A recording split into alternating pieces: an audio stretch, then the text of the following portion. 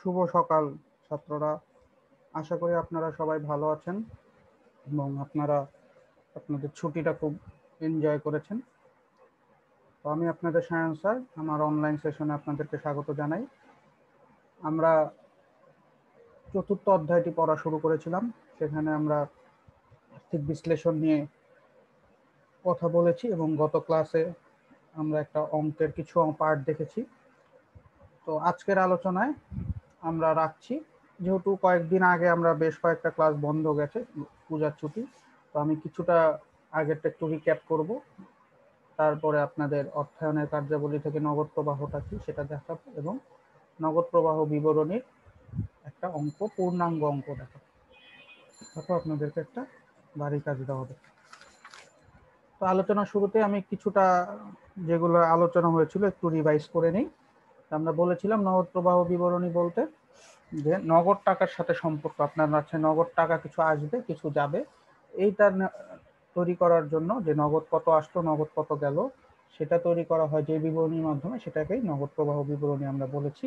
সাধারণত 3 ধরনের কার্যাবলী থেকে হয়: পরিচালনা কার্যকলাপ, বিনিয়োগ এবং অর্থায়ন। পরিচালনাতে আমরা বলেছিলাম প্রতিনিয়ত বা রেগুলার যে ধরনের গুলা হচ্ছে, যে ধরনের লেনদেন গুলা হয়, সেই ধরনের ঘটনা বা সেই ধরনের টাকা, নগদ টাকা আসা যাওয়াকে আমরা পরিচালনার মধ্যে ফেলাইছি। দেন বিনিয়োগ বলতে আমরা বুঝিয়েছিলাম যে সম্পত্তি ক্রয় বা বিক্রয়, এগুলো বিনিয়োগের মধ্যে পড়ে। দেন অর্থায়ন বলতে আমরা টাকা আনা, শেয়ার, বন্ড, ডিবেঞ্চার, সেই ধরনের জিনিসপত্রগুলো অর্থায়নের কার্যাবলীর পার্টে আসে। তো আমরা পরিচালন এবং বিনিয়োগের অংশটা দেখেছিলাম। তো আরেকবার একটু দেখি যে পরিচালন কার্যাবলী হতে নগদ প্রবাহ, এখানে আমরা বলেছিলাম যে পরিচালন কার্যাবলী বলতে উৎপাদন ও বিক্রয় সংক্রান্ত কার্যাবলীকে বোঝায়। তো একটা জিনিস তৈরি করতে আপনার যেটুকুন খরচ হচ্ছে এবং সেটা বিক্রি করার পরে আপনি যে টাকা পাচ্ছেন, সেই জিনিসগুলাই পরিচালন পার্টে আসে। ঠিক আছে, তো এখানে আমরা বলেছিলাম নগদ আন্তঃপ্রবাহ কোন কোন ক্ষেত্র থেকে হয় এবং বহির্প্রবাহ কোন কোন ক্ষেত্র থেকে হয়, এবং আমরা এটাও বলেছিলাম যে এখানে যদি বৃদ্ধি পায় তখন আমরা মাইনাস করতাম, যদি হ্রাস পায় তখন আমরা প্লাস করতাম। এখানে একটু উল্টো চিন্তা করতাম, রাইট? মনে আছে নিশ্চয়ই আপনাদের। তো এই ছিল আমাদের পরিচালনা কার্যাবলী। দেন আমরা আলোচনা করেছিলাম বিনিয়োগ নিয়ে, যে যেখানে স্থায়ী সম্পত্তি ক্রয় বা বিক্রয় সংক্রান্ত জিনিস। তো স্থায়ী সম্পত্তি ক্রয় করলে আমরা সেটাকে বলেছি নগদ আন্তঃপ্রবাহ। যদি আমি বিক্রি করি টাকা আসবে, আর বহির্প্রবাহ হবে যখন আমি ক্রয় করব, তখন আমার কাছ থেকে টাকা চলে যাবে। তো সেটা ছিল আমাদের বিনিয়োগ কার্যাবলী। দেন এখন হচ্ছে আমাদের অর্থায়নের কার্যাবলী। অর্থায়নের পার্টে আমরা রাখছি শেয়ার ইস্যু, যদি আপনি শেয়ার ছাড়েন তাহলে আপনি টাকা পাবেন, বন্ড ইস্যু যদি করেন। দেন লভ্যাংশ প্রাপ্তি বা লভ্যাংশ প্রদান, যেটাই বলেন, লভ্যাংশ প্রাপ্তি হলে প্রবাহের মধ্যে আসবে, লভ্যাংশ প্রদান হলে সেটা চলে যাবে শেয়ারের অংশে। তো শেয়ার রিলেটেড যে কোনো কিছু থাকলেই সেটা আমাদের আসতে হচ্ছে আপনার অর্থায়নের পার্টে। শুধুমাত্র শেয়ার ক্রয় বা বিক্রয় যদি থাকে তখন সেগুলা কিন্তু বিনিয়োগের পার্টে আসবে, যদি আপনি শেয়ার ক্রয় বা বিক্রয় করেন, কারণ এটা আপনার স্থায়ী একটা জিনিস, অনেক দিন থাকবে শেয়ারটা থাকবে। আর বন্ড বা ডিবেঞ্চার বা শেয়ার, এগুলি যদি আপনি ইস্যু করেন,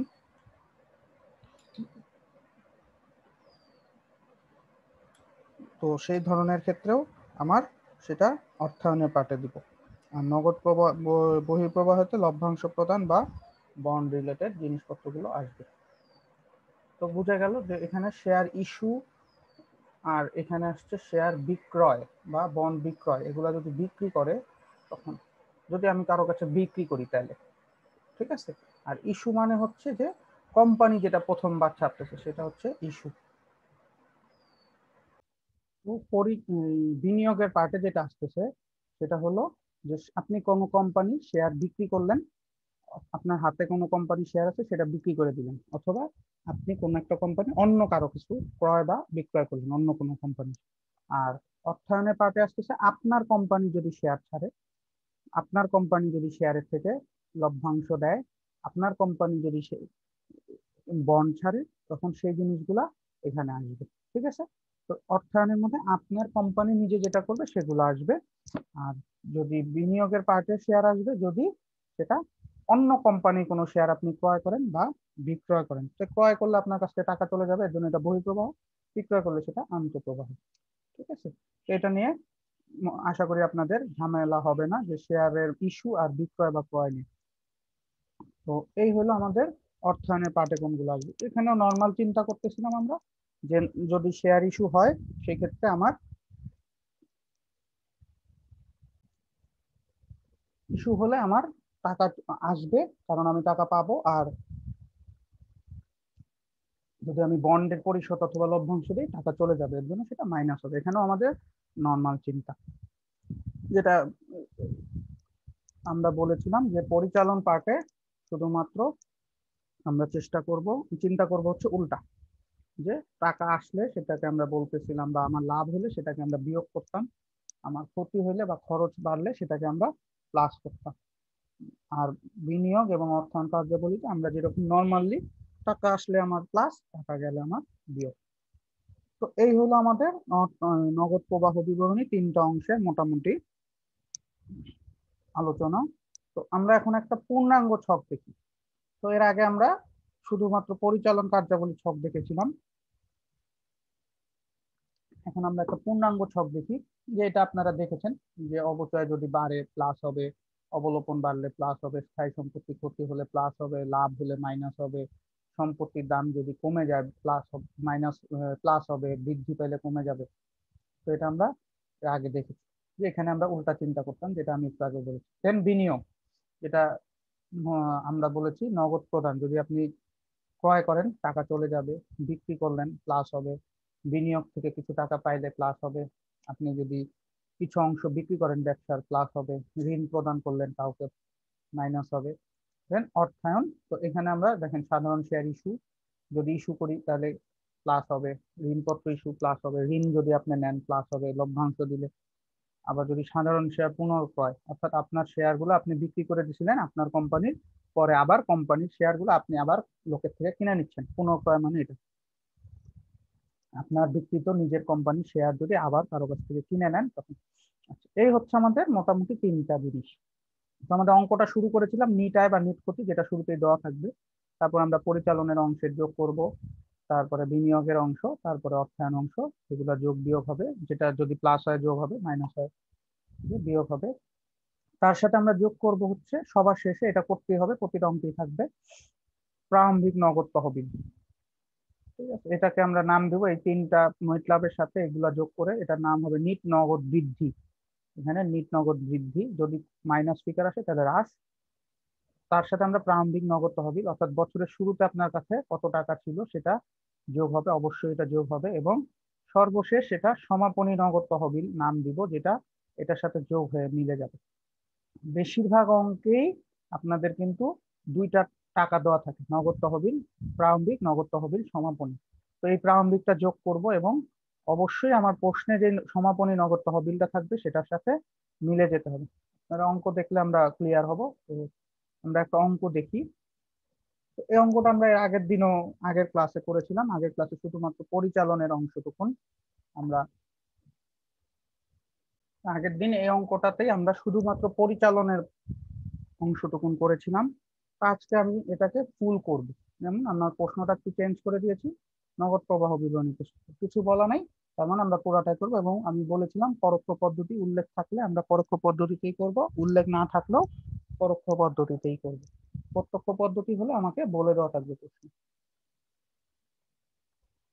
তো এই যে আমি একটু আগে যেটা বলছিলাম নগদ টাকার সাথে মিলে যাবে, যেমন দেখেন এটা আমরা 2016 সালেরটা করতে চাচ্ছি।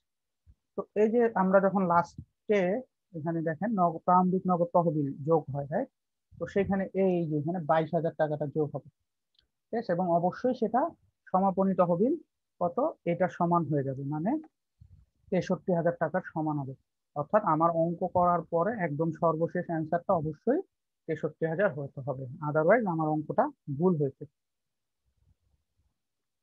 তো অঙ্কটার সলিউশনটা আমরা একটু দেখি। এই অংশটুকুন আমি আগের ক্লাসে আলোচনা করেছি, এর জন্য আমি এটাকে রেড মার্ক করে রাখছি, কারণ এটা আমরা আলোচনা করে ফেলেছি। তো আপনাদের যদি এই অংশটায় সমস্যা থাকে আপনারা আগের ভিডিওটা আরেকবার দেখে নেবেন। তো এখন আমরা যাব হচ্ছে বিনিয়োগ। বিনিয়োগ বলতে আমরা বুঝিয়েছি স্থায়ী সম্পত্তি ক্রয় বিক্রয়। তাহলে আমরা একটু প্রশ্নে দেখি যে এখানে নগদ কোন স্থায়ী সম্পদ না, মজুদ না, প্রাপ্য না, ভূমি। ভূমি একটা স্থায়ী সম্পদ। তাহলে আগে আপনার 1 লাখ টাকার কিনছিলেন, এখন সেটা 75,000 টাকা। তার মানে আপনি কি হয়েছে, বিক্রি করছেন, রাইট? বিক্রি করছেন না, আগে 1 লাখ টাকার সম্পদ ছিল ভূমি, এখন আপনার 75,000 হয়ে গেছে, তাহলে আপনি বিক্রি করে দিচ্ছেন। তো বিক্রি করলে সেটা প্লাস হওয়ার কথা। দেখেন প্লাস হয়েছে, টাকা আপনার হাতে আসছে। যেহেতু আপনি 1 লাখ টাকার জমি ছিল, এখন সেটা 75,000 হয়ে গেছে, তার মানে 25,000 টাকার জমি আপনি বিক্রি করে ফেলছেন। দেন আসবাবপত্র, আপনার কাছে আগে 2 লাখ টাকার আসবাবপত্র ছিল, এখন আপনার কাছে 2,60,000, তার মানে আপনি নতুন আসবাবপত্র ক্রয় করছেন। তো ক্রয় করছেন মানে টাকা চলে গেছে, টাকা চলে যাওয়া মানে মাইনাস হবে। তো এই দেখেন মাইনাস হচ্ছে, ঠিক আছে? তো এই সাইডে দায়, এই সাইড থেকে আর কিছু আসার নাই। নিচে দেখি আমরা কিছু আসছি কিনা। নিট লাভ এত টাকা, এটা দিয়ে অঙ্ক শুরু হয়েছে। লভ্যাংশ ঘোষণা ও প্রদান, লভ্যাংশ ঘোষণা ও প্রদান অর্থায়ন, শেয়ার ইস্যু, এখানে শেয়ার ক্রয় না। তো শেয়ার ক্রয় বা বিক্রয় হলে আরেক কোম্পানির, আর শেয়ার ইস্যু মানে নিজের কোম্পানি। নিজের কোম্পানির হলে সেটা অর্থায়নের পার্টে যাবে, ক্রয় বা বিক্রয় হলে সেটা বিনিয়োগের পার্টে। এটা ইস্যু যেহেতু এখানে আসবে না। অবচয়, অবচয় আমার রেগুলার হয়, এর জন্য এটা পরিচালন ব্যয়ের পার্ট, পরিচালন পার্টে আসে। তো এইখানে আসছে বিনিয়োগ। তো এই হলো আমাদের বিনিয়োগ। তাহলে বিনিয়োগের থেকে আমার 25,000 প্লাসের থেকে 60,000 প্লাস মাইনাসে মাইনাস করলাম, মাইনাস করলে 35,000 টাকা নেগেটিভ। ঠিক আছে, তো আমার এই 1,36,000-এর সাথে এখন 35,000 বিয়োগ হবে, কারণ এই 1,36,000 কিন্তু এটার সাথে যোগ করে আসছিল। তো এখন আমরা অর্থায়নের পার্টটা করবো, আমরা পরে যোগ বিয়োগ করবো, আগে শেষ করে নিই। তো অর্থায়নের পার্টে কোনগুলো আসবে দেখি, উপর থেকে কিছু, এই সাইড থেকে আসার নেই, এখানে দেখি আসবাবপত্র, অবচয় সঞ্চিতি, আসবাবপত্র, সঞ্চিতির কোনো কাজ নেই, প্রদেয় হিসাব না, প্রদেয় বন্ড না, প্রদেয় বন্ড। প্রদেয় বন্ড মানে আমি বন্ডে কিছু করতেছি। দেখি আগে 2 লাখ টাকা ছিল আমার বন্ডে, এখন 1.5 লাখ টাকা আছে, তাহলে কি হলো, আমার টাকা মাইনাস হলো, পরিশোধ করে দিচ্ছি আমি। প্রদেয় মানে পরিশোধ। তা আমার আগে 2 লাখ টাকা পাইতো কেউ, এখন সে পাচ্ছে, মানে দায়, দায় মানে পরিশোধ করছেন, তাই না? তো 2 লাখ টাকা পাইতো কেউ, এখন 1.5 লাখ টাকা পায়, তার মানে 50,000 টাকা আপনি পরিশোধ করছেন, তাহলে এটা মাইনাস। তারপর সাধারণ শেয়ার, সাধারণ শেয়ারে দেখেন 1,64,000 ছিল, এখন 2,14,000 টাকা, তার মানে কি হইলো, 50,000 টাকা গ্যাপ হইতেছে, তাই না? 50,000 টাকা কি হচ্ছে, আপনি বেশি হচ্ছে, তার মানে কি শেয়ার আপনি বেশি ছাড়ছেন। আগে 1,64,000 টাকা শেয়ার মার্কেটে ছিল, এখন আপনার মার্কেটে 2,14,000 টাকার শেয়ার আছে, তার মানে আপনি নগদ টাকা পাইছেন। এটা এখানেও ভাইঙা দিছে, 50,000 টাকা শেয়ার আছে, এটা এটা একই, এটা না দিলেও এটা এখান থেকে আসবে। ঠিক আছে, যে এটা আমাদের অতিরিক্ত তথ্যের মধ্যেও দেওয়া আছে। এখানেও আমরা গ্যাপটা বুঝতেছি যে 1,64,000 টাকা আমার আগে শেয়ার ছিল মার্কেটে, এখন আমার শেয়ার আছে মার্কেটে 2,14,000, তার মানে 50,000 শেয়ার আমি মার্কেটে আরো নতুন ছাড়ছি, তাহলে নতুন ইস্যু করলে টাকা বাড়বে, তাহলে এটা প্লাস। দেন সংরক্ষিত আয় আমাদের মানে কোনো কাজে আসে না, কারণ এটা আয়, আয় বিবরণীর, এটা নগদ টাকার সাথে কোনো সম্পর্ক নাই। তো এখন এখান থেকে নিট লাভ হয়ে গেছে, লভ্যাংশ প্রদান ও ঘোষণা, এটা আসবে 60,000 টাকা, রাইট? তো এটা লভ্যাংশ দিচ্ছেন, তার মানে মাইনাস, এই যে মাইনাস লভ্যাংশ পরিশোধ। তারপরে শেয়ার ইস্যু, এটা আমরা এখানে উপরেও পাইছি, তো ওইখানেই দিছি, তো এটার সাথে কোনো আর দরকার নাই। অবচয়ও আমরা পরিচালনার কার্যাবলী পার্টে দিয়ে আসছি। তো মোটামুটি সবগুলো নিয়ে আমরা কাজ করেছি।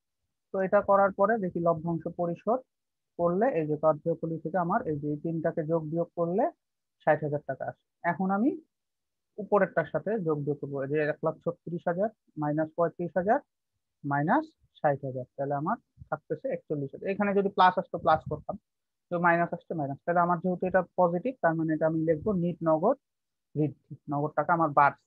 তার সাথে আমরা কি বলছি, এটা সব অঙ্কেই থাকবে, প্রারম্ভিকটা যোগ করব, সমবায়টা সমান হবে। তাহলে প্রারম্ভিক হাতে নগদ আমার প্রশ্ন অনুযায়ী ছিল, প্রারম্ভিক হাতে নগদ 22,000, আমার অ্যান্সার হতে হবে 63,000। তো দেখেন এই যে 22,000 যোগ হয়েছে। আমি এটাকে একটু ভিন্ন কালারে রাখছি, কারণ এটা যোগ হবেই সবসময়, তো যাতে আপনারা ভুল না করেন এর জন্য আমি এটা কালারটা চেঞ্জ করে দিচ্ছি। তো 22,000 যোগ হবে এবং সমাপনীটা আমার 63,000, তার মানে আমার প্রশ্নে 63,000 নগদে আছে। আমার এই নগদ প্রবাহ বিবরণীও বলতেছে হ্যাঁ 63,000 টাকাই আপনার আছে। ঠিক আছে, এই হচ্ছে আমাদের নগদ প্রবাহ বিবরণীর পূর্ণাঙ্গ একটা অঙ্ক। আমরা আরো কিছু ম্যাথ পরবর্তী ক্লাসগুলোতে ট্রাই করব। তো আপনারা বাসায় ট্রাই করার জন্য এটা যে অঙ্কটা আপনারা করেছেন সেটাই এখানে রাখা হয়েছে। তো আপনারাও বাসায় নিজেদের মতন করে এটা চেষ্টা করবেন, আমার এই অঙ্কটা দেখে দেখে করার চেষ্টা করবেন। তো দেখেন এখানে একটু আমি বলে দিই, নিট লাভটা হয়তো হয়েই গেছে। লভ্যাংশ প্রদানটা আমরা অর্থায়নে পার্টে আনবেন। শেয়ার ইস্যু, এটা দেখেন এই যে শেয়ার মূলধন, এখানেও কি হয়েছে দেখেন, এটা 15 সাল, এটা 16 সাল, এটা কিন্তু উল্টা ভাবে আছে, একটু দেখেন। 15 সালটা আগে আর আমার অঙ্কটায় 15 সালটা পরে ছিল। তো এখানে আমরা 16 সালই করব। তো এখানে 60,000 90,000, তার মানে 30,000, এখানেও কিন্তু 30,000 এই কথাটা বলে দেওয়া আছে। তারপর যন্ত্রপাতি প্রায় 20,000, এটাও কিন্তু এখানে হইতেছে দেখেন। 15 সালে ছিল 20,000 50,000 টাকার যন্ত্রপাতি, আপনি 70,000, তার মানে যন্ত্রপাতি কিনছেন, নগদ টাকা চলে গেছে। অবচয় সঞ্চিতি কোনো কাজে আসবে না। তো আমরা হাতে নগদ এই যে 10,000 টাকা দিয়ে লাস্টে প্লাস করবেন, অবশ্যই লাস্টের অ্যান্সার 25,000 আসতেই হবে। একদম সর্বশেষ যেটা 63,000 আসছে, এখানে এটা আপনার অঙ্ক অনুযায়ী 25,000 হবে। শুধুমাত্র আমার কাজ হবে দেনা দেওয়া, এগুলা তো হয়ে গেছে, এগুলো আপনারা ফার্স্ট অংশে নিছেন। যন্ত্রপাতি, যন্ত্রপাতিটা দেখবেন, তারপরে একটাই, আর কিছু নাই বিনিয়োগ পার্টে। তারপরে ওইখানকার লাস্ট পার্টে আইসা প্রকৃত আয় কোথাও নাই, ওইখানেও কিন্তু একটাই, লভ্যাংশ ঘোষণা আর শেয়ার মূলধন। তাহলে খুব সহজেই কিন্তু আপনারা এটা পেরে যাওয়া উচিত। আমরা আস্তে আস্তে কিছু ডিফিকাল্ট অঙ্ক দেখবো, দুই তিনটা আরো। এই অঙ্কটা আপনারা বাসায় নিজেরা করবেন, দরকার হলে আপনারা আমার এই ভিডিওটাকে কয়েকবার দেখে ম্যাথের, তারপর আস্তে আস্তে করে সেটাকে কমপ্লিট করবেন। তো তারপরে আপনারা দুইটা থিওরি কোশ্চেন লিখবেন। সম আকার আর্থিক বিবরণী বলতে কি বোঝায়, এটা আমি আলোচনা করেছি আপনাদের সাথে, যে একই ধরনের যখন আর্থিক বিবরণীগুলো নিয়ে আমরা কথা বলি তখন সেটাকে আমরা সম আকার আর্থিক বিবরণী বলি। যে আর্থিক বিবরণীর মাধ্যমে আমরা কি করি, প্রত্যেকটা আইটেমকে, আর্থিক বিবরণী প্রতিটা আইটেমকে টাকার অঙ্ক থেকে শতকরায় প্রকাশ করে। অর্থাৎ কোন একটা আইটেমের এগেনস্টে সেটাকে আমরা শতকরায় প্রকাশ করি। ঠিক আছে, কোন প্রতিটা আইটেমকে আমরা কিসে নিয়ে যাই, ক্রয়কে পার্সেন্টেজে নিয়ে যাব, বেতন থাকলে পার্সেন্টেজ। অর্থাৎ একটা পদ্ধতি বা আর্থিক বিবরণী বিশ্লেষণের এমন একটা কৌশল যার মাধ্যমে আমরা কি প্রতিটা হিসাবকে বা প্রতিটা আইটেমকে টাকার অঙ্ক থেকে শতকরায় প্রকাশ করতে পারি। সেটা হচ্ছে আমাদের সম আকার আর্থিক বিবরণী। সেটা দুই লাইনে লিখলেই হয়ে যাবে। দেন আমরা বলেছি যে যদি আপনার প্রাপ্য হিসাবে বৃদ্ধি হয় তাহলে কি ঘটবে, নগদ প্রবাহের উপর কি প্রভাব ফেলবে।